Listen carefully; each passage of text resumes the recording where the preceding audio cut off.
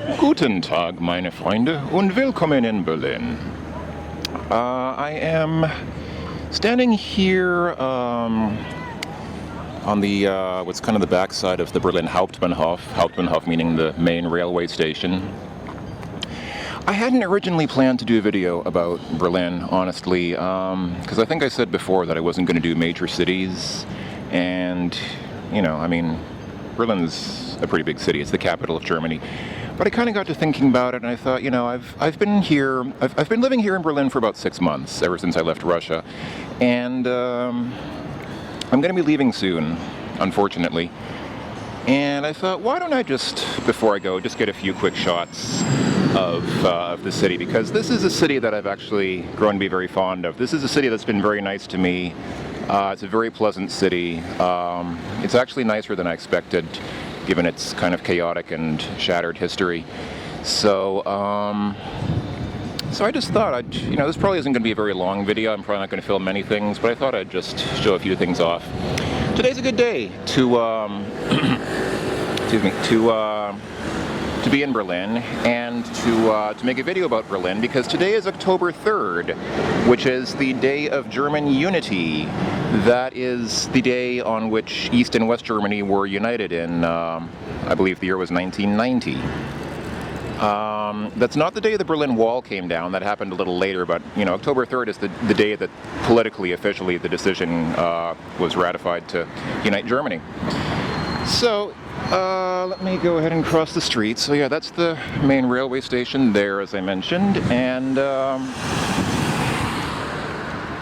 I really want to... Okay, I'm filming myself in the act of illegally jaywalking. Actually, it's not really jaywalking, because that pedestrian signal just turned where those people are walking, but I'm not actually in the pedestrian crosswalk, obviously. So here you go. This is what you get across the street from the Hauptbahnhof. This is the Spree, which is obviously a river. It has water in it, as many rivers do. And let's see, I'll probably get closer to it, but that back there is the Reichstag, the government building where the German federal government meets.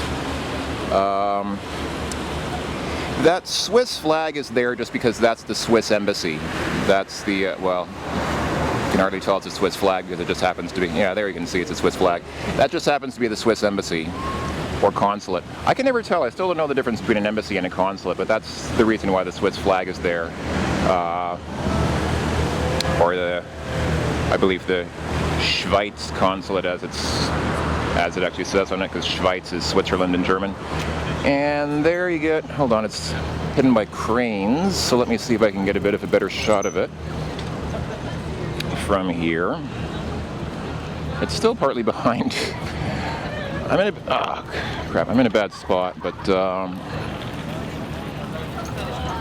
trying to get a good shot of that tower back there. Hold on. It's also, as you can see, it's quite busy today. This bridge over the river is packed with people, and the streets are, it's a holiday. I mean, this is, the German Unity Day is a national holiday in Germany, so most people have the day off, so there are just a ton of people walking around and seeing their city. And after all, why shouldn't they? It's a beautiful city to see. So, okay, there we go. Now it is no longer obstructed by those construction cranes. So that back there is the Fernsehturm, which I believe literally just means television tower. And that's indeed what it is. That's way to the east. We're looking eastward, and that is actually a Soviet-era building. That tower is an example of Soviet-era architecture, and you can see it's very, it's very 60s sort of space-age era kind of Soviet-styled building. And funnily enough, the Germans, or the Berliners, have kind of embraced it as a symbol of their city, which is interesting because, often things like that which are built under occupation are sort of regarded ambiguously at best. Like that, in Warsaw, there's that huge cultural building, which is like a, which is, I believe it has something like a a library, a museum, and a university all in one building. But it was also built under Soviet occupation when Poland was a Soviet state. Well, it wasn't actually part of the Soviet Union, but like a satellite state of the Soviet Union. It was obviously part of the Warsaw Pact. And so that building is sort of regarded with some trepidation by Poles because it's sort of seen as a symbol of Soviet occupation. So that tower is deep into East Berlin. That's way in what used to be East Berlin, and so it is. In some ways, it is sort of a symbol of the Soviet occupation of East Germany. But people still love it, and like I said, it is widely used as a symbol of the city.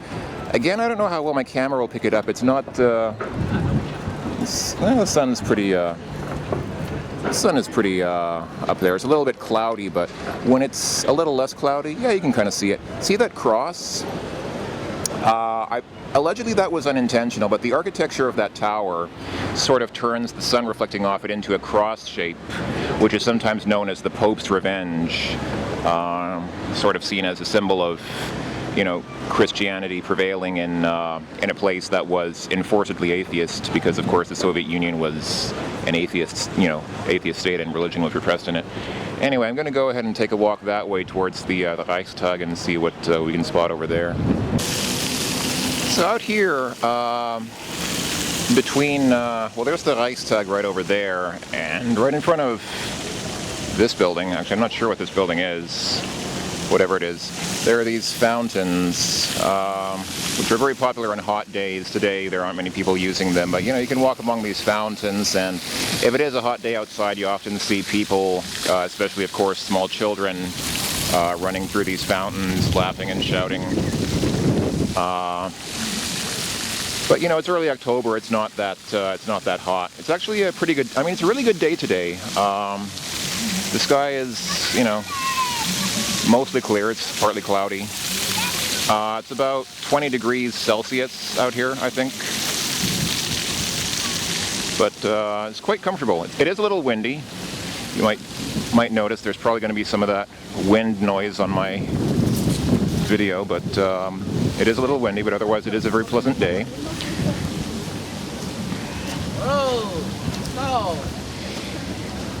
So over here, yeah, that blue U is sort of the universal sign for the U-Bahn, or the, what do you call it? There's so many ways to call. So U-Bahn is short for Untergrundbahn, which literally means underground way, which is, a subway. Americans would call it a subway. Most Europeans would call it a metro or a metropolitan. I believe the British would call it just the underground. But anyway, that sign indicates that this is the U-Bahn station for the Bundestag. That's a little confusing because, unless I'm greatly mistaken, this building is not the Bundestag, it's the Reichstag. So I'll try to keep it straight, and somebody please correct me if I'm wrong, but I'm pretty sure I have this right because I checked. This building, the actual physical structure, is called the Reichstag, and it has existed for many years. It predates, actually I'm not sure when it was built, but I'm pretty sure it predates the 20th century. The Bundestag is not a building, but the government. It's it's the German federal parliament. So I don't know why they called the station the Bundestag, because I don't think many people come here to visit the government. But I'm going to cross the street in front of this car because the car is. I think that car was literally going slower than I could walk. Anyway,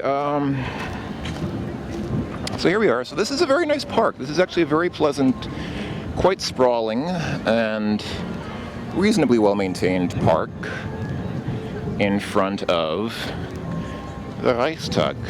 And again, because it's German Unity Day today, I'm actually surprised how not busy it is. I expected it to be busier. It's a little busier here than usual. You see, more people here than you normally would, but I expected it to be busier since it's, because of the significance of the day.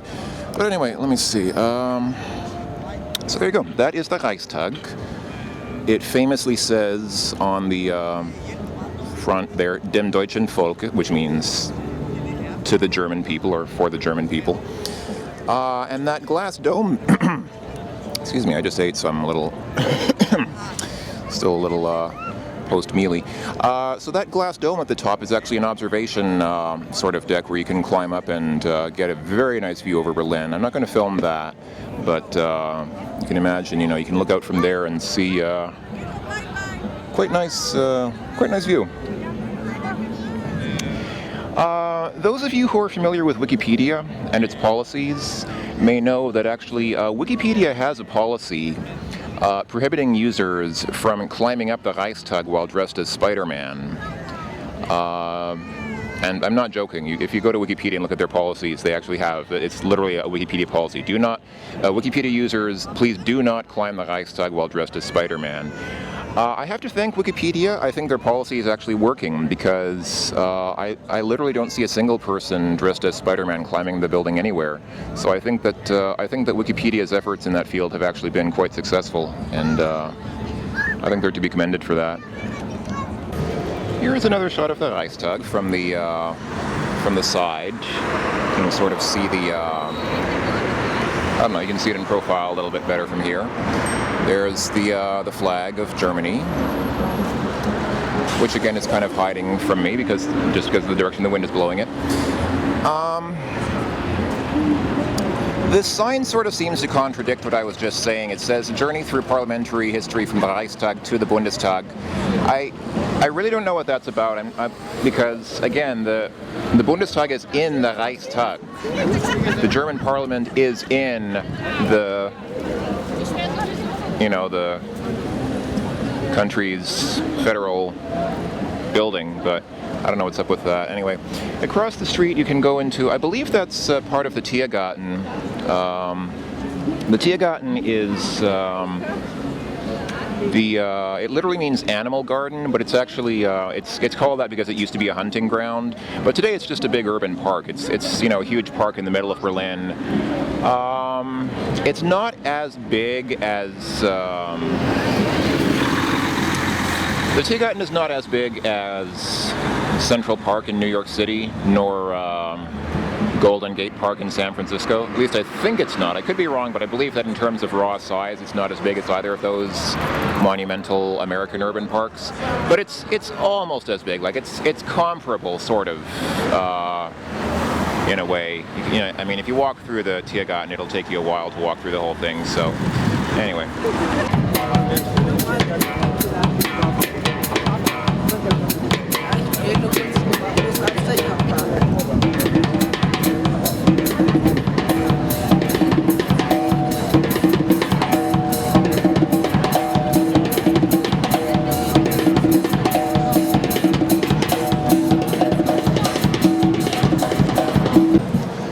Here in sort of the back side of the Reichstag. This is actually right where the Berlin Wall used to be. And right here we have a little memorial. These crosses are commemorating some of the people who died while trying to cross the Berlin Wall. Usually they were trying to cross from East Berlin into West Berlin for some strange reason. They never tried to cross the other way very much. You didn't have a lot of people trying to cross from West Berlin into East, but speaking of the Berlin Wall, that's significant. I'm going to go over there and film that now. So there is some amount of celebration going on here. This text indicates that this is the Fest zum Tag der Deutschen Einheit, the party for the Day of German Unity, which is descriptively named because this is in fact the party on the Day of German Unity. So, let me just round this corner, and oh, there's a huge, oh boy, wasn't expecting this.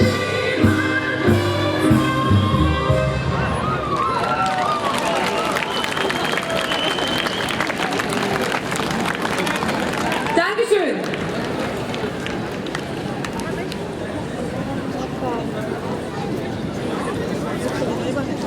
Vielen Dank. Ja, Berlin ist eine Stadt, in der immer was los ist.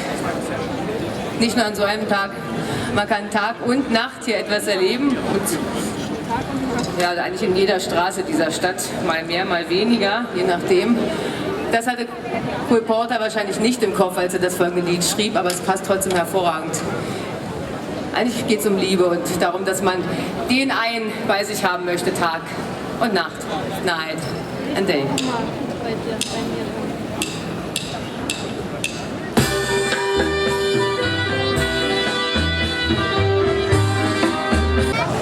Okay, here we go. I'm filming it from the other side.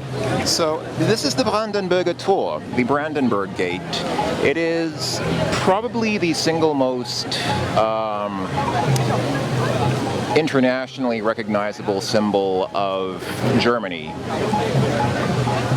It appears on the backside of the German Euro coins, and it's very extensively used by Berlin's marketing department and indeed Germany itself as a symbol of the city and the country. This was, back in the days of the Berlin Wall, this was one of the crossing points. This was one of the most significant places where people crossed from the east to the west. On most days you can just walk through it. I mean, today, you know, it's obviously Germany's united, there's no longer the wall here, and mostly you can just walk through it. Today it happens to be blocked by a concert stand, which I think is funnily sort of representative of what's happening to Europe. It's sort of a continent that's becoming smothered by its own need to be entertained, and so we're kind of blocked out by this orgiastic sort of partying rather than direct political oppression. Anyhow, the position of the Brandenburger Tor is also significant in terms of the buildings that are around it. Right here, right next to the gate, is the French consulate or embassy or whatever. I still don't know what's the difference between an embassy and a consulate, but that is the French building of consolation there. And notably, directly across the street from that is the embassy of another certain Western country that some of you may have heard of. And significantly, I believe,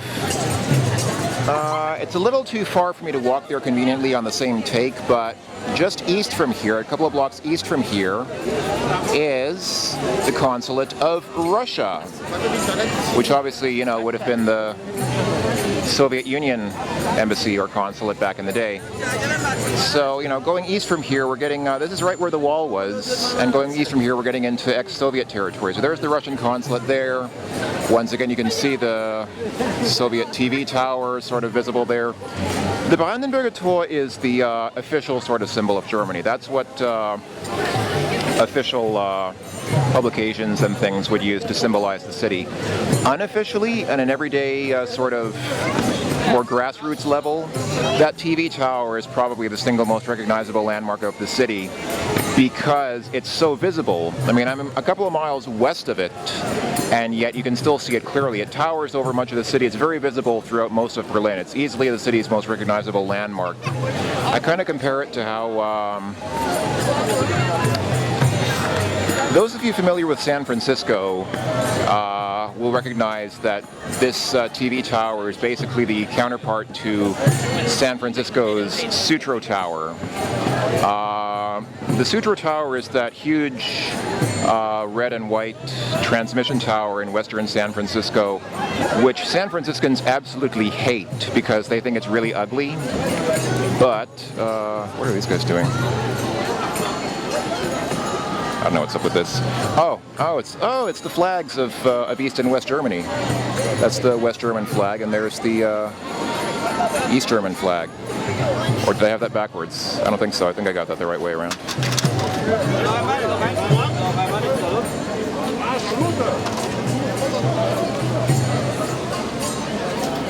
So yeah, the Sutro Tower is it's despised by San Franciscans in general, and yet it's still very recognized. And it is, I mean, it's easily the city's most visible landmark because it's so tall. It towers over the city in a way that you can see it from almost anywhere in San Francisco. So, you know, the same way here, Berliners and Germans in general would prefer to be known for the for the Brandenburger Tor because it's a much more beautiful, it's a more beautiful and classical structure, and yet the reality is that it's just not tall enough for you to see it unless you're here right next to it. Whereas that TV tower you can see from miles away. And here I am in front of the Botschaft der Russischen Föderation, or alternatively, Poselstwo Rosyjskiej Federacji. You can't really, it's obscured by trees, so unfortunately you can't really see it from here, but the building actually still has the hammer and sickle on it, which I don't think Russia extensively uses today as a national symbol or any kind of symbol, but you do still see it on their big consular buildings. I seem to recall the one in Helsinki had it as well. Yeah, here we go. Now you can see it from here. There you go. And that structure or sculpture, whatever, up there, you can clearly see the hammer and sickle in that seal in the middle. So yeah, this is where it all happened. This is basically the center. If there's anything that could be said to be the center of Berlin, it would be right here with all these consulates clustered around the spot where the wall used to be. And the wall was fairly extensive. I mean, the wall wasn't just in this one spot. It extended for obviously a long way in both directions. But this was, like I said, the Brandenburger Tor was one of the most famous crossings of that wall. And this, obviously the Reichstag being there, the federal, the seat of the German federal government. So yeah, this was basically where it all happened. This was a site of a lot of tension back in the day. That sign indicates this is the S-Bahn, which is the above ground railway. It's like a subway, except it runs above the ground instead of under it. Ladies and gentlemen, this is the oh hey, the sign says right here. The Berliner Mauer East Side Gallery. Mauer is wall in German. So this was, the wall was erected in 1961. Mauer Fall was, the fall of the wall was on November 9th, 1989. I'm not sure what Bemalung or Instandsetzung is.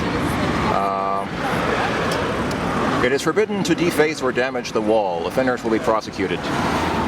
Yeah, this is, let me give you the location first. So I'm right across the street from that building. That's the Ostbahnhof, the Berlin Ostbahnhof, which means you can see there's a sign for it right there. Yeah, that means the Eastern Railway Station.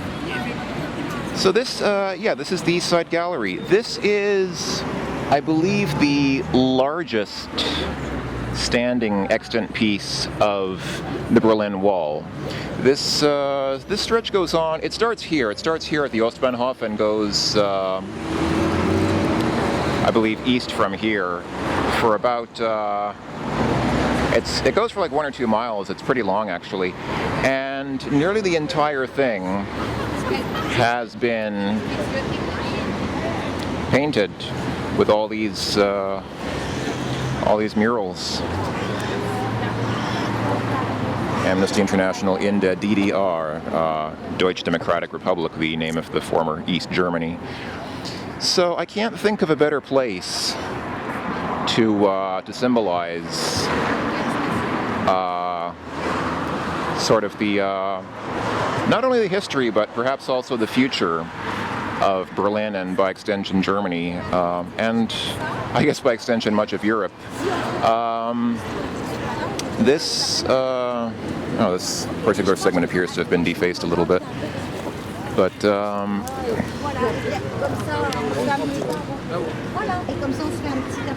yeah, for me personally, I would say this is probably, more than anywhere else in Berlin, this is where I sort of get a sense of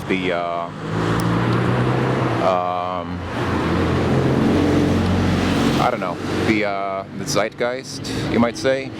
This is, to me, like the most significant landmark that I've seen in Berlin. I mean, the Brandenburger Tor and all that official stuff is nice. By the way, there's the Fernsehturm. Well, you can't really tell, but that's from the other side. When I was at the Reichstag and all those places, that's a couple of miles west of the tower. I'm now a couple of miles east of the tower. So I'm well into what was formerly, the eastern part of the city. And it's a little less developed here. It's a little more eastern.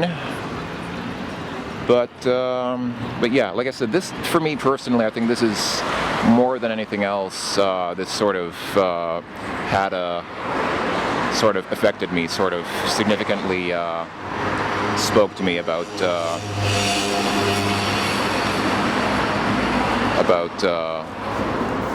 the spirit of Berlin. So I believe,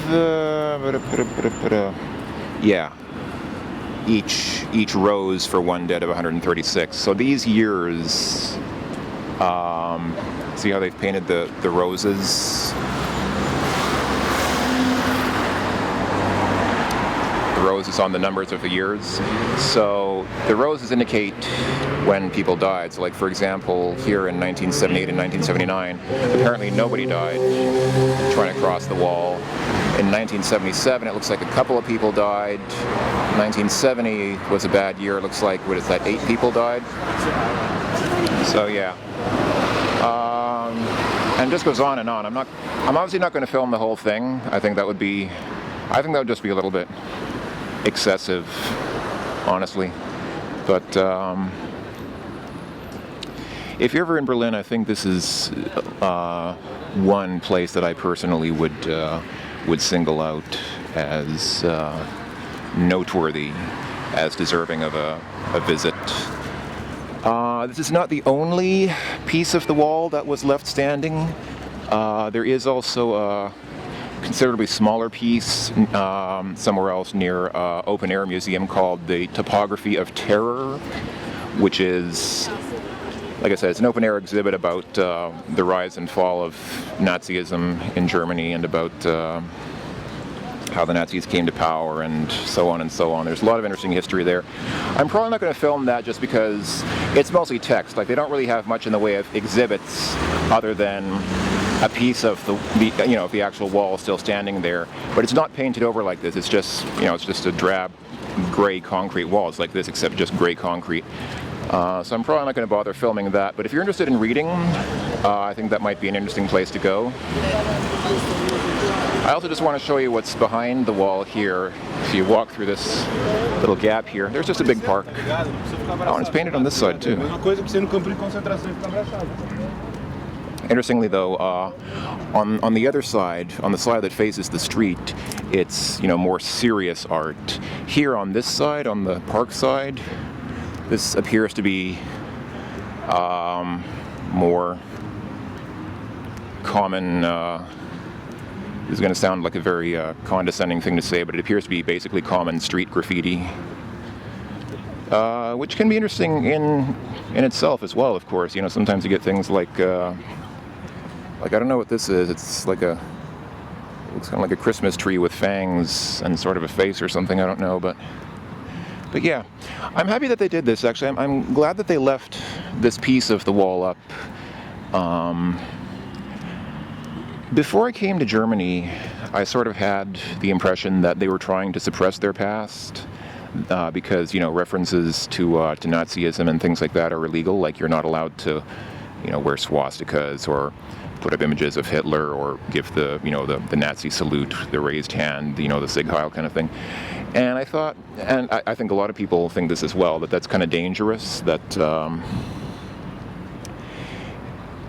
basically, yes, that is not a pleasant past, but it is a past worth remembering because it's important, and trying to suppress it and trying to forget it is a mistake.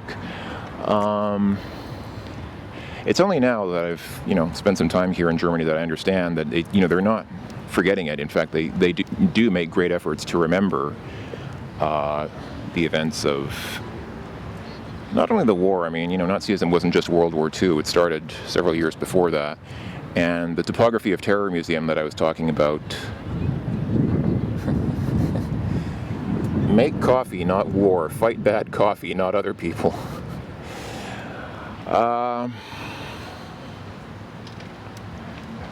That reminds me of a joke. I reference Laibach and Slavoj Žižek a lot. Going back to Laibach, I think someone once asked Laibach if you could make a request, or if you could make a wish for Germany and make a demand upon Germany, what would you wish for them and what would you demand from them? Laibach responded, we wish for Germany that they will not lose any more wars, and we demand from them a better coffee. Yeah, I thought that was amusing, but then Laibach answers almost all their questions that way. So anyway, so Germans are actually going to great pains to commemorate their past, so that, to ensure that people don't forget. And there are movies like the Untergang, that the Downfall, that famous movie where Hitler blows up. There's that scene from that movie where Hitler gets really furious and starts throwing pens at the map and raves at his officers and all that. It's from that movie. That's actually a German-made movie. So, Germans are certainly not forgetting their past. They're certainly, even today, one might say they're still quite preoccupied with it, and sort of still, even today, I think even people today who didn't live through that era are kind of shocked at that past and that history. So, it's good that people haven't forgotten it, but you can't, glorify it. Like, I couldn't put up a picture of Hitler on in a public place or something like that, or wear a Nazi uniform.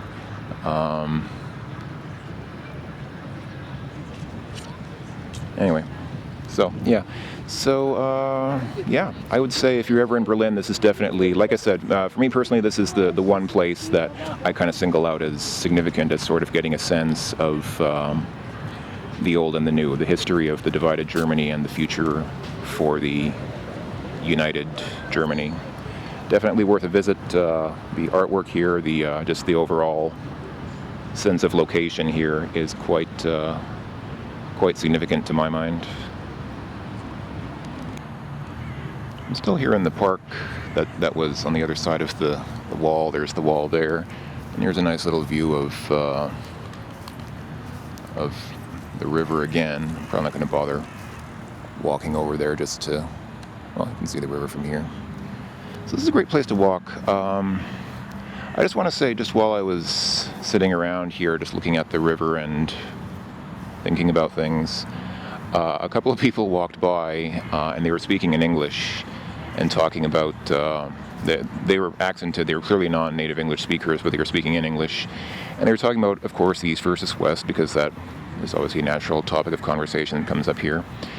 And so one of them was talking about how, obviously, people always wanted to leave from the East and go to the West. And the other person said in response to that, yeah, because the East was really poor, right? And the other person said, no. The East was not poor. And I didn't hear what they said beyond that, because then they walked out of my earshot. But it's an interesting perspective, because we always think, in the West, people always think of the Eastern countries, the former communist countries, as having been terribly poor in those times. And I just wonder what the truth is. It's interesting that I overheard these two people talking, because they were both pretty young. They both looked like they were in their 20s, which would make them easily too young to have remembered really anything about when there was East versus West Germany. They might not even have been alive. They might have been born after the wall came down, but at the very least, if they were alive, then they would have been far too young to really properly remember much of it. So I just wonder, in a place like this, I get to wondering how much of history, or how much of what we know of history, is just what people remember of it, and how much of it is just what, people think about it. Because, we, of course, I say we, meaning North Americans like myself, who grew up in North America in the late 20th century. We in the West, have these ideas. We universally think of the Soviet Union as having been poor and oppressed. We universally think of East Germany as having been poor and more, more hopeless and more uncomfortable than the West. But how much of it is really true? I mean, the wall itself is significant, but it's just a big piece of concrete. It doesn't really have much to say for itself other than what the people have painted on it, and it's, mostly just snippets and fragments of ideas. So there's enormous history here. There's enormous culture and things that have happened in places like this, but it's sort of untapped, and I just sometimes wonder how much of what we really think about history is real and how much of it is just what people have invented or what people have assumed about history. Over there is O2 World, which is the big sports stadium. O2 is a telecommunications company. I think they're actually I might be mistaken. I believe they're a British telecom company, which are also operating here in Germany and one of the largest wireless telephone carriers here in Germany. But yeah, I'm always impressed with places like this, just how much the past sort of reveals itself in ways that you didn't expect. I mean, like I said, there are all the official monuments, which are so sort of tourist-sized that they don't really have much meaning anymore, except just as symbolic figures. And yet the history is there. It's just sometimes hard to find it. Hey, folks. This is Alexanderplatz. This is where the actual tower is. So this is just about as close up. Well, I guess I could walk closer to it, but then I would be too close. You couldn't really see it very well as it is. I have to look way up to film it. This is a closer look at the Fernsehturm. There's actually a rotating restaurant in that globe. You can actually ride up, and I imagine I've actually never been up there, but I assume there's probably a very good view of the city from up there as well. But yeah, right next to that is this fountain. I guess that's is that Neptune in the middle with his trident? I assume so. I just know that from King's Quest II. There's a church over there, and there's there's the dome of another church over there, which is covering the setting sun. And yeah, Alexanderplatz. So this was East Germany, the DDR, the Deutsche Democratic Republic. And today it's just a nice little park. Some flowers and a couple of nice-looking churches and a fountain and a big tower to keep you company as you chill out and look at stuff. I'm not sure what is that? I don't know what this building is, I'm sorry, but it's very stately with its red brick walls and all that, so yeah.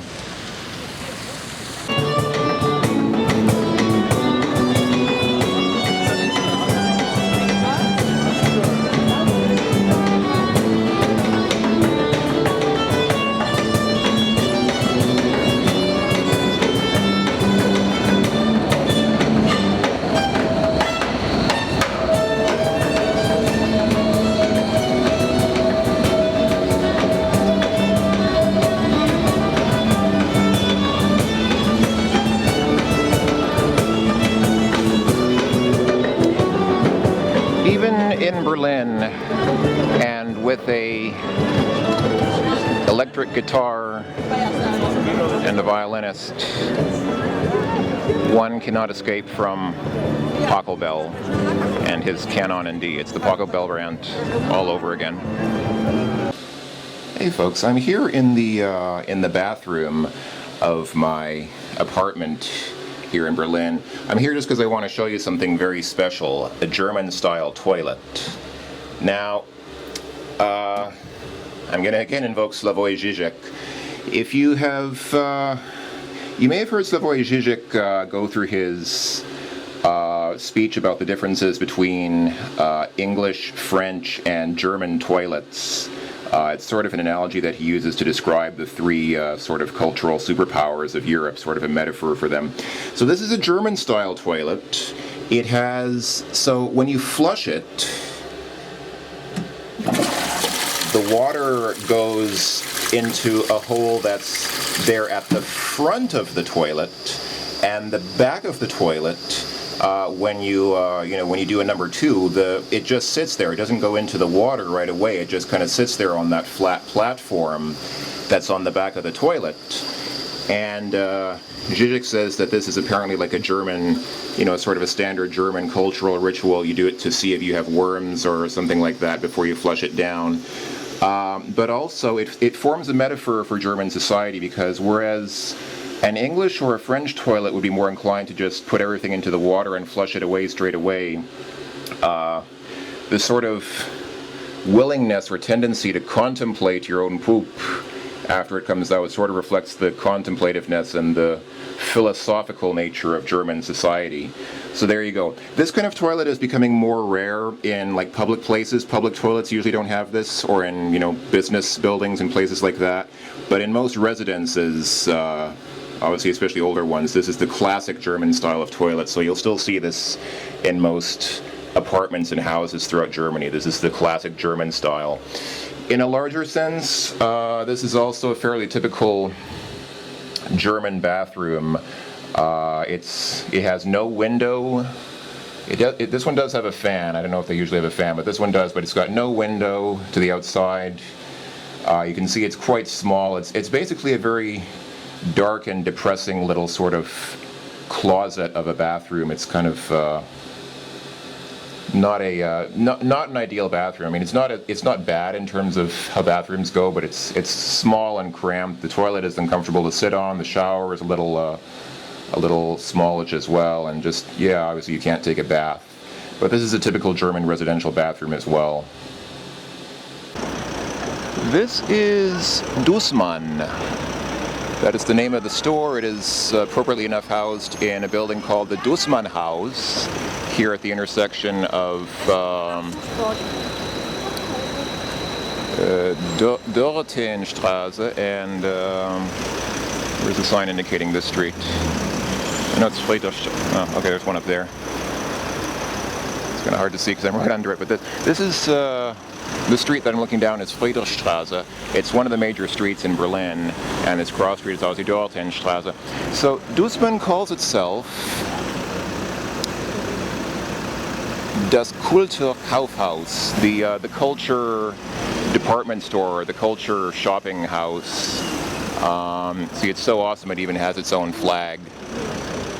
That is the Dussmann flag. It's like its own country or something. So this is basically the premier bookstore in Germany, or not in Germany, but in Berlin. There are, as you can imagine, there are lots of bookstores in Berlin, but most of them are, kind of small. They're sort of the classical sort of one-room, tiny, cozy sort of bookstore fairs. This is more like a Borders or a Barnes & Noble. It's got like 5 levels of merchandise in it. It sells, besides books, it sells a ton of movies on DVD and music and stuff like that.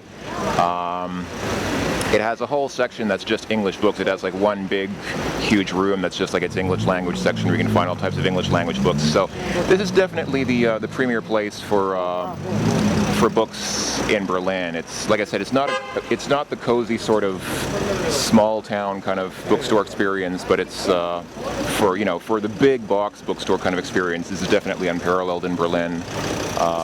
It's just south of, you can see there's the Bahnhof Friedrichstraße, the famous Friedrichstraße railway station, which used to be another crossing point. That was also another very significant crossing point between East and West Berlin back in the days when they were divided. So, yeah, this is, like I said, this is the bookstore in Berlin. I've spent many days here just sort of sitting around and reading. It's a very comfortable place to just sit around and look at the books and read. It's pretty awesome.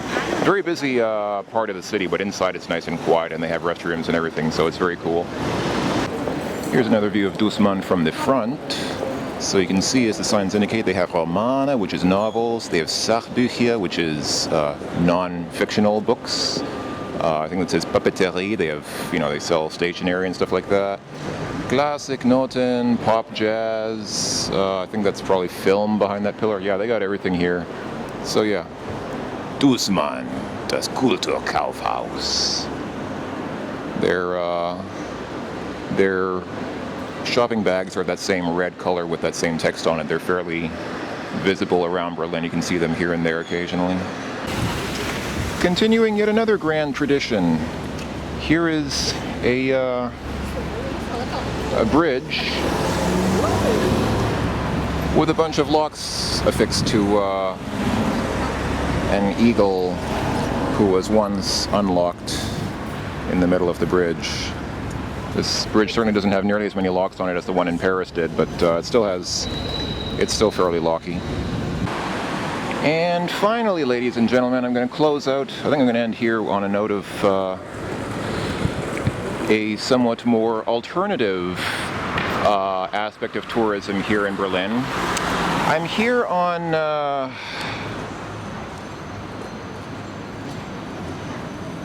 Oranienburger Straße.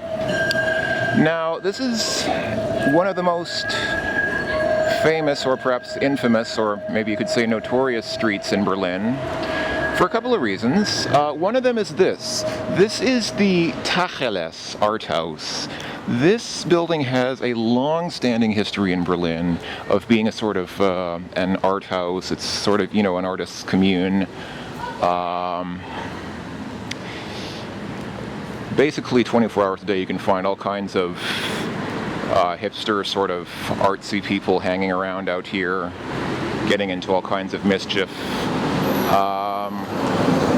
There has been great desire among the local administration to tear down this building for a while now, because this is a very high value area. Here, Oranienburger Straße, this is probably the single most attractive tourist spot in Berlin, besides, the major, official tourist locations. There you can see there, Tacheles, visual art, music, performance, video, theater. So yeah, there's been great desire among the city administration to tear this place down and replace it with a bar or a club or something like that, because this is very high value real estate. But there has been very strong resistance to those ideas from the artists community. And I think they leave it up just because it forms a tourist landmark in and of itself. It is sort of a very different type of tourist landmark. It seems to be mostly closed up now. I think these people are here. They're selling what appears to be some kind of tie-dyed something or other. But yeah. So this place definitely stands out. It's definitely distinct from what's around it. Because, oh, that's nice. A happy little sign telling us that Tacheles is open now. That's nice. Because other than that one aberration, this is the place for bars and clubs. Most of the buildings, especially on that side of the street, I'm sort of on the poor side of the street where they have a parking lot in Tacheles and stuff like that. But on that side of the street, it's mostly restaurants, cafes, bars, clubs. And at night, this place is absolutely jumping. This is, bar none, this is, wow, it's a big street tram. This is the place in Berlin for nightlife. So as you can imagine, it sort of has some notoriety because there's a lot of partying that goes on here. And so that's another reason why this is kind of notorious. The final reason you will not see in this video, but I'll go ahead and tell you, the other thing that Oranienburger Straße is notorious for is prostitutes. Now, prostitution is completely legal in Berlin. It's not illegal. In fact, prostitutes, you may have heard, are expected to pay taxes on every customer that they get, just like any other business person. I'm just going to stop and take a note of that sticker that says, "Dolphins rape people." I'm not sure what that's about, but interesting philosophy there. This is actually the second time I'm trying to film Oranienburger Straße. I tried it once before at night, because I thought that would be the logical time, because that's when you can see all the people, partying on the streets and getting drunk and watching sports on the TVs that a lot of these bars have, and playing loud music and all that. But I got accosted by a couple of prostitutes who were upset that I filmed them. And I could understand if I had gotten right up into them, like if I'd gotten right in their face and filmed them from a couple of feet away from them. But they were literally across the street. I was standing here, and the prostitutes were literally on the other side of the street. And yet, when they saw that I had caught them on film, they came over and they told me, "Hey, erase your video." And I tried to play it off, and I just said, "Look, it's cool. Don't worry. I mean, I'm sorry if you don't want me to film you. I won't do it anymore." And they said, "No. Show us your camera. Show us the videos on your camera, and show us that you're actually deleting the video of us." And so I did. I took out my camera and I said, "Okay, look, here's the video. I'm deleting it now." And I did. I deleted it because they said, "If you don't, there's going to be more trouble because our boss is watching." So apparently there's some sort of unwritten rule of the street. Don't ask me what that's all about, but there is some sort of street law, street rule, that you're not allowed to film prostitutes. And that seems to be a universal thing, because I've heard the same thing in Amsterdam as well. In fact, in Amsterdam I have read that trying to film or photograph prostitutes may result in your camera being stolen. Like, they'll actually come up to you and forcibly take your camera from you. You'd think that would be illegal, but I guess it's tolerated because, I don't know, the police tolerate prostitutes in places where prostitution is legal. Again, I could understand if it was illegal and you're filming them in the intent to commit an illegal action, but it's completely legal here. You see prostitutes here on this street all night, and it's open, and the police don't bother them because it's not against the law. So if you're here in Berlin and you're into this sort of nightlife thing, if you like that sort of nightlife scene with dancing and music and all that sort of partying aspect, this is the place to go. And like I said, it is a very popular tourist spot. I think I see English is fairly widely used around Berlin anyhow, because there are a lot of tourists here, but I think I probably hear more English here than German, especially at night. This is another significant landmark, actually. Getting away from the bars and the street kids and the prostitutes for a moment. This is I'm going to walk to get a better shot of it, but this is a very significant cultural landmark that I'm just walking up to.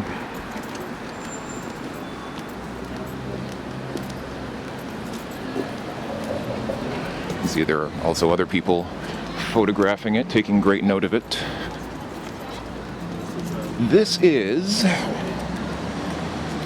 well, it's just a synagogue. I mean, it's a Jewish synagogue. It's not exactly the most famous one in the world, but it is significant. It is a culturally significant synagogue, and it's not just a synagogue. It has a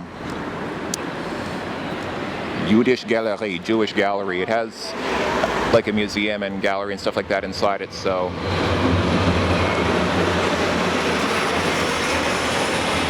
it does sort of form a cultural landmark, an important point of culture here, which is kind of funny because it's sort of in the middle of all this debauchery going on. Oh, also, another interesting note. See those police officers there? Jewish landmarks like synagogues in Berlin, and I'm told all of Germany, are under police guard 24 hours a day. And this is because of what happened during World War II. Basically, ever since the Holocaust and all that, as a response to that, Germany has put constant 24/7 police patrol and presence outside of synagogues and things like that, which is very interesting. So the police are always here, and at night the prostitutes are always here, and of course they don't bother each other, they get along just fine. So yeah, if you're around here at night, you will run into prostitutes. and just, be nice to them. What I find very interesting is that because prostitution is legal, there's not this sort of aspect of secrecy and sort of nervousness that accompanies prostitution in places where it's against the law. It's because it's done openly, they're actually quite friendly. So, it seems to be quite the thing to do to just stop and random passersby will just stop and talk to the prostitutes for a couple of minutes and, not with the intention of actually buying their services, but just being friendly and just saying hi, because, sometimes it gets lonely when you're standing on the street all night waiting for a customer. So if you run into the prostitutes, be nice to them.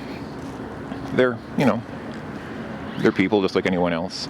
And what's funny is, how in most places prostitution is associated with poverty? You think that usually a place with a lot of prostitutes is a very poor place.